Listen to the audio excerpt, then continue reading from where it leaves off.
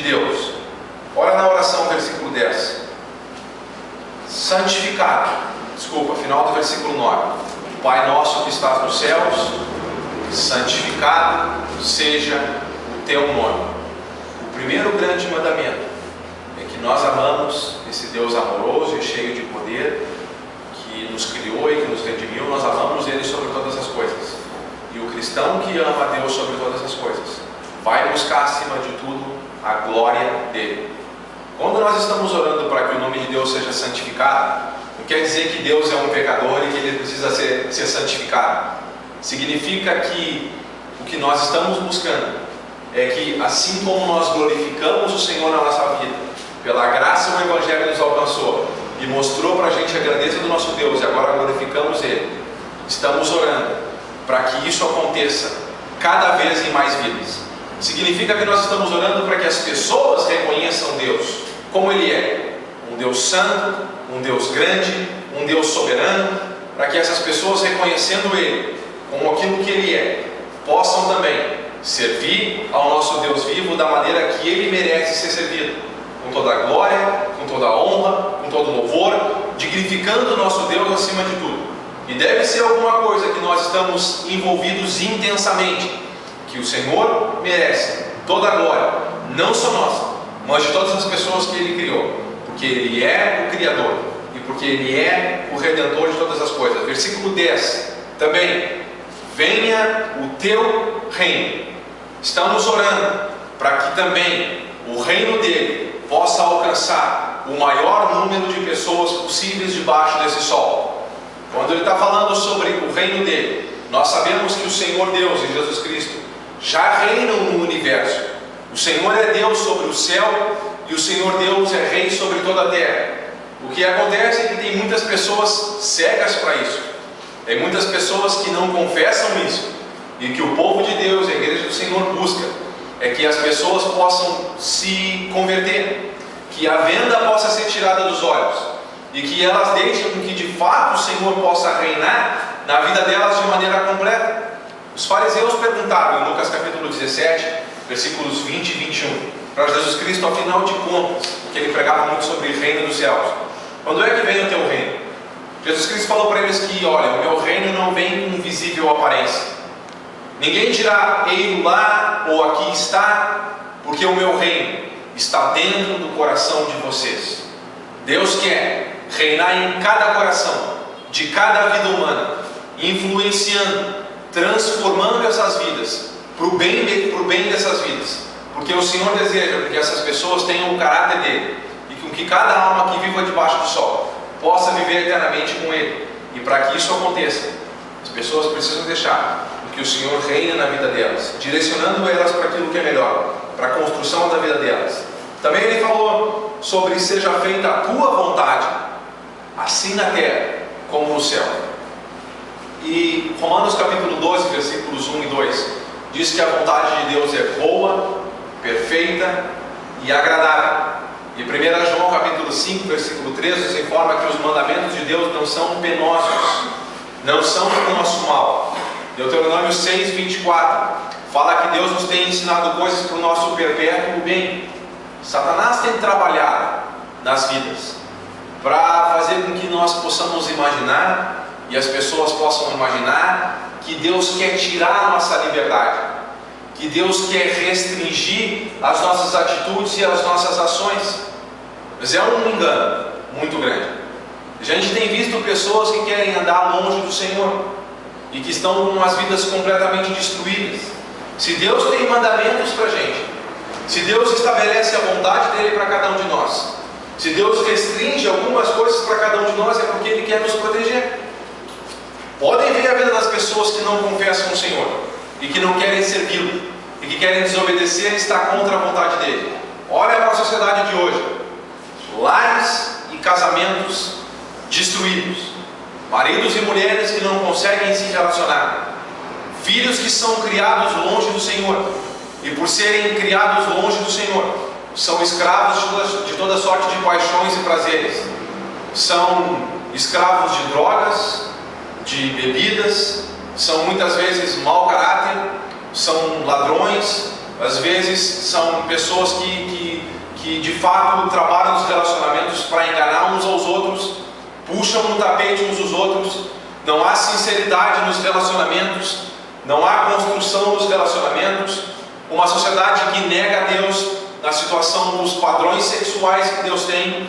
Então a gente tem pessoas cheias de doença por tudo que é canto, enfim, tudo em nome de uma possível liberdade que imaginam que estão tendo, e na verdade o que está acontecendo, e o que o Evangelho mostra, é que estão destruindo suas vidas, e o pior de tudo, estão destruindo suas vidas num relacionamento com um Deus Pai, que as criou, que as ama tanto, e que com suas instruções boas e agradáveis, simplesmente reconstruir cada vida humana para aquilo que é o melhor, colocando e imprimindo o caráter dele, para que nós possamos caminhar com ele rumo à vida eterna.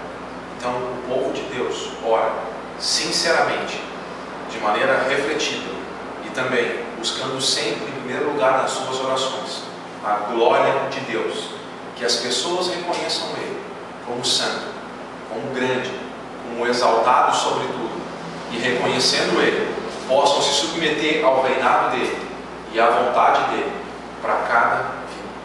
É alguma coisa que o povo de Deus prioriza e que nós buscamos. Discípulos do Senhor são assim, amam o Senhor sobre tudo. Segunda parte da oração, versículo 11 até versículo 15, trabalha agora sim a ideia das nossas necessidades. Se em primeiro lugar a gente busca a glória de Deus, em segundo plano nós buscamos humildemente e manifestamos a Deus a nossa dependência da graça dele, enquanto vivemos debaixo desse sol. Não é que nós excluímos da nossa vida a nossa necessidade, mas nós expomos a Deus as nossas necessidades, e assim vivemos de maneira equilibrada, deixando com que ele dirija a nossa vida em cada coisa que nós necessitamos debaixo do sol. Então ele está falando no versículo 11 sobre o pão nosso de cada dia, que o Senhor pela graça dele possa nos conceder. Às vezes nós estamos um pouco orgulhosos, e nós estamos imaginando que pelo braço forte da gente, ou de alguma outra pessoa humana, é que o pão de cada dia está chegando na nossa mesa. Mas nós precisamos humildemente reconhecer que o pão de cada dia que chega na nossa mesa é graça de Deus, e precisamos pedir para ele que ele possa continuar fornecendo aquilo que é necessário para a nossa vida física debaixo do sol. Para aqueles que imaginam que é o braço forte que coloca o pão de cada dia na mesa, vamos pensar nas origens de todas as coisas. Quem criou o céu e a terra? O Senhor. Quem é que criou a terra da qual a gente planta a semente, então cresce uma árvore da qual saem os frutos que geram os alimentos que são necessários não só para a vida humana, mas para a vida de todos os animais? Foi o Senhor quem criou. Quem é que criou a nossa própria vida e que nos dá respiração e força para trabalhar, para que a gente coloque o pão de cada dia na mesa? É o Senhor. De maneira que a gente coloca a nossa vida física, nossa saúde, nossa respiração, a gente coloca tudo nas mãos do Senhor, para que ele possa continuar providenciando os meios pelos quais a gente coloca o pão de cada dia na nossa mesa.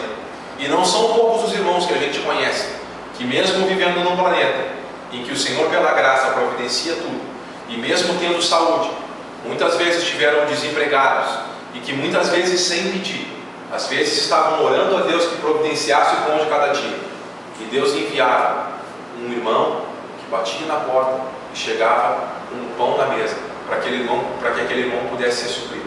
Na minha vida isso já aconteceu muito com os meus pais. Eles têm muita história para contar sobre épocas em que meu pai teve desempregado e o que eles podiam fazer. Depois ele procurar emprego, não conseguir, durante uma manhã inteira, coisas assim, de faltar o pão na mesa, de dobrar o joelho, e um irmão, depois da oração, ser enviado por Deus, bater na porta e trazer o pão de cada dia. Minha avó fez muito isso. Minha avó, todos sabem, ela é muito caridosa, e fez muito isso de ser enviada por Deus para que essas coisas acontecessem.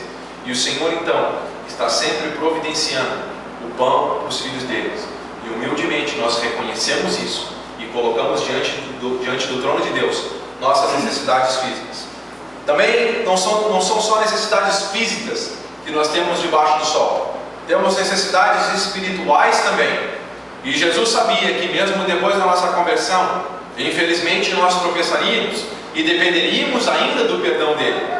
E perdão é alguma coisa que o Senhor dá para cada é alguma coisa que nós devemos ter confiança de que se tropeçamos, andamos na luz, mas se tropeçamos, Ele é fiel e justo, na medida em que humildemente diante do trono dEle confessamos os nossos pecados. Ele nos purifica de todas as nossas injustiças. E o pecado é alguma coisa que separa de Deus, e precisamos da providência do perdão. E é no Senhor e no trono dEle que encontramos isso.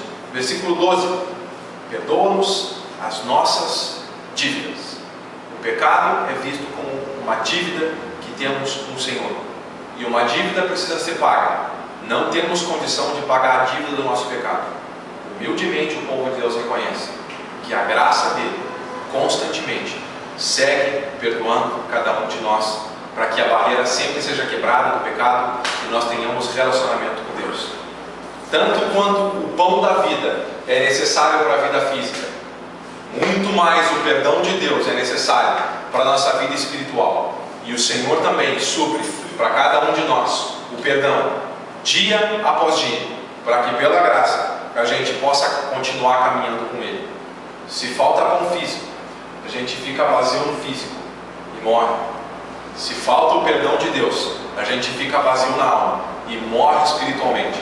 Precisamos do perdão de Deus e precisamos estar sempre levando diante dele essa nossa necessidade. E ele falou na segunda parte do versículo 12, também versículos 14 e 15: perdoa nossas dívidas assim como nós temos perdoado os nossos devedores.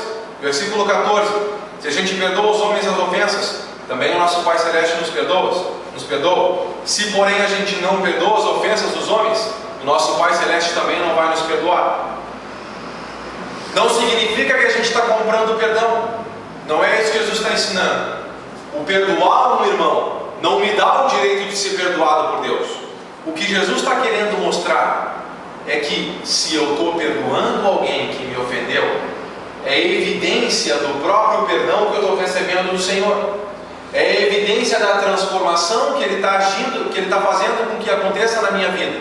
Porque cristão que tem um espírito perdoador significa que antes de tudo ele já foi perdoado pelo Senhor, e sendo perdoado pelo Senhor, o Senhor está trabalhando na vida dele para que ele, por conseguinte, também perdoe os outros.